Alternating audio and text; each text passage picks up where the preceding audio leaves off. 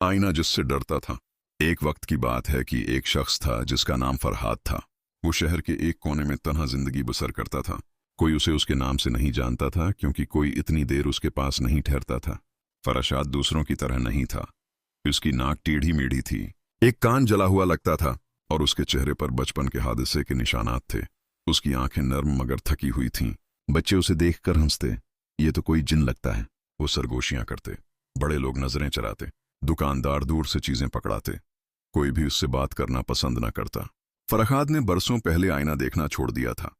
वो कहता था कि उसे परवाह नहीं, मगर दिल के किसी कोने में वो नजरअंदाज किए जाने से दुख जरूर महसूस करता था। उसकी जिंदगी का वाहिद सुकून उसकी वर्कशॉप थी, जहां वो लकड़ी के खिलौने, म्यूजिकल बॉक्स और फर्नीचर बनाता था।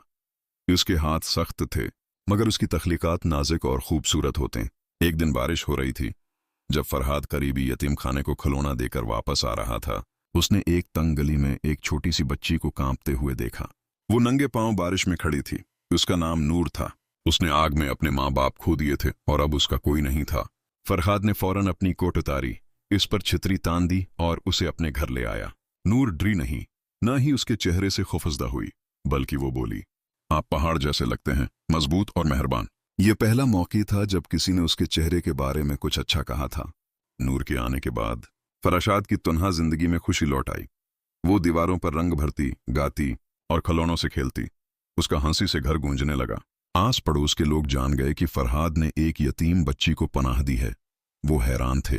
कुछ लोग उससे मिलने आए और उसके अंदर छपी नरमी और मोहब्बत को महसूस किया। एक दिन एक सहाफी उसके बनाए खिलौनों की रिपोर्टिंग के लिए आई।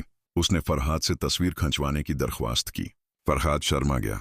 लोग मेरा ये चेहरा क्यों देखना चाहेंगे? सहाफी ने मुस्कुरा कर कहा, दुनिया ने बहुत से खूबसूरत चेहरे देखे हैं, अब वक्त है कि एक खूबसूरत दिल को भी देखा जाए। ये मजमून वायरल हो गया।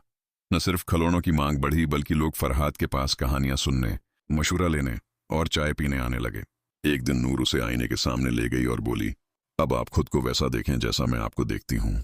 फरहाद ने आईने में झांका बरसों बाद, और जो उसे दिखाई दिया वो बदसूरत नहीं था। वो एक चेहरा था जो वक्त, दर्द, मोहब्बत और मेहरबानी से तराशा गया था। ऐसा चेहरा जो आखिरकार खूबसूरत बन चुका था। मजीद खूबसूरत और सबक आमूज कहानियों के लिए हमारा YouTube channel kids time subscribe करें।